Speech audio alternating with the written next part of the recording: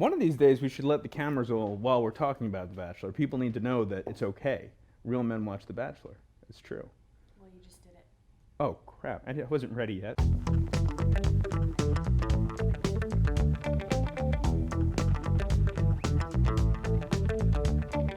Where am I going with this today? I don't know. We're going to be talking about getting thick, okay? Sound impossible? No. Now, some people that like to paint in that impasto style, thicken things up, get, really nice brush strokes and big peaks and valleys and all kinds of things that go into an English muffin, they might experience some issues, but they don't expect it. When you're painting, a lot of the time, everything looks great. It's when it's drying that you run into these issues. You can run into issues like cracking, and even worse is shrinkage. Those of you that follow me on Instagram know that I did a lot of painting by the pool this summer, so I'm no stranger to shrinkage. What are some ways that you can avoid cracking, I did it again. Avoid drugs altogether.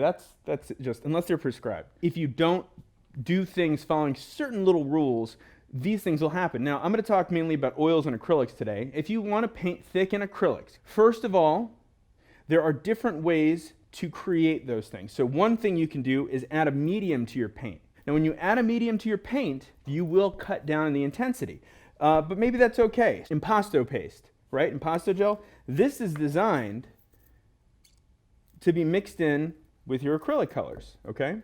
This is designed to give your acrylics more body and structure and allow you to, oh, look at that. Now, this is actually a really nicely pigmented paint. Still looks pretty vibrant, but this is something that you would mix in with your paint. Now, if you don't want to worry about the intensity of the color, you don't want to worry about cutting the color, there is something else you can use, something like light structure gel or modeling paste. Now, modeling paste is it's like the sock method of impasto painting because it goes underneath to make it look like it's bulging out. Now, you can mix this with your paint if you want, but it's going to look all chalky. The idea with impasto paste is, if you don't want to mix it with your colors, is to form your structure, let it dry, and then paint over it, okay? The sock method.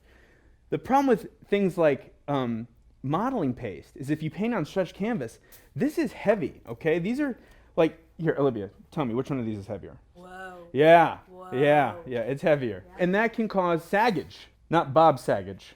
Is that a thing? I think that's funny. Now, the light structure paste is another kind of thing that you might find out there, okay? Because, different brands have different things. Oh, that's making a fun noise. Ooh, it got in my eye. Now, this stuff is going to allow you to do something similar where you can either mix this with your paints, okay? Or you can go ahead and let this dry and paint over it. And it's lighter, okay? With acrylics, all right? Let's stop messing around because I'm just messing around. There are some things that you can just keep in mind, and you should have less issues with shrinkage and cracking. Rule number 1, don't thin down your paints with too much water. If you start cutting it with water, you're going to break the film. It's not going to dry properly, and that causes a lot of cracking issues whether you're painting thick or not. Don't dry prematurely. Premature dryolation is going to cause your paints to crack. Why is that? Is that a word I just made up? Premature drying is going to dry the top of the paint, right, where you're hitting it with a dryer. That is going to seal the outside of the paint and not allow the interior of the paint to dry properly because you've already kind of covered it with dried plastic. And that's going to cause some shrinkage. It ain't going to be pretty. It's wrinkly shrinkage too, Olivia. It's not the fun kind of shrinkage. What's the fun kind of shrinkage? If you accelerate the drying time or attempt to accelerate the drying time, even using a medium like retarder or something, in too much can cause these issues, all right? Now, another thing is use a paint that is designed for impasto painting. That makes sense, right? Lucas Krill Pastos, okay, it says it right there, pastos. It is going to have an extra heavy body, and I'm not a scientist, I can't back this up personally with paperwork, but they claim that their proprietary binding is designed to dry evenly and to not shrink and crack. No other funny business needed. All right, so let's mix up some orange for Olivia. The pastos lets you mix it. You can even, it's kind of groovy actually. It keeps, these are called hard peaks. A hard peak is when I put the knife down and I pull up. That's a hard peak, okay? That's something that an impasto style paint should be able to do, or an impasto medium. If it's doing soft peaks, it's more of a medium body paint, which is okay, but if you're looking to build structure and thickness, you want to get thick with it. Whapa! You need to make sure your paint is designed to do it. Now, oil, Whole different ballgame. Let's strike this and see what we come up with. Come up here and do it with me.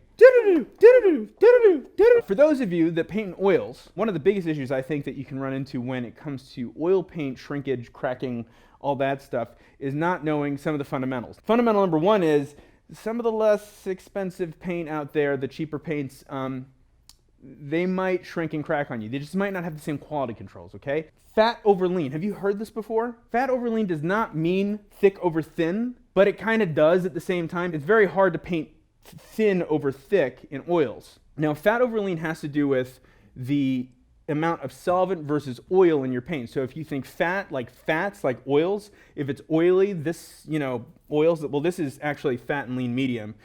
This just makes it really simple. If you just add your paints, you paint with this first, let it dry, and then paint with this, that's painting fat over lean. Oh, they make it so simple there at Chelsea Classical. I'm so happy I can just use my mediums and I drink this one and I get thinner. Don't drink that. Okay, moving on. Now, Lucas, I guess this is all about being thick. One of the additives that they put into it, and additives is sometimes a 4-letter word, is beeswax. And additives are not always in there just to fill. Okay, this is an extremely pigmented paint. The beeswax is designed to help it dry evenly, or oxidize for you artists of science standards. It gives it a nice kind of buttery consistency. Now, you can see out of the tube that these two are giving me, a nice body. So I'm going to mix those up real quick. And whenever I mix purple, just because, I don't know, it makes me happy. I like to add a little white just so that you can see the color a little bit better. There are a lot of paints out there that you can paint thick with. It's just important to follow those kind of fundamental rules. So with your oil paint, you want to paint thick over thin. You want to make sure that each layer is completely dry before moving on.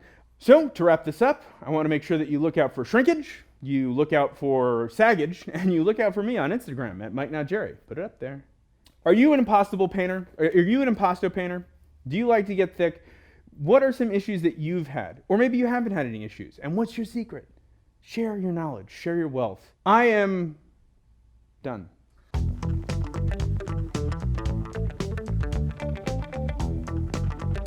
You get the sock technique? You like that? It's a real thing. It just depends on your style, what you like to do, and how you like to do it. I mean, that's how you get thick, knowing what you like. What?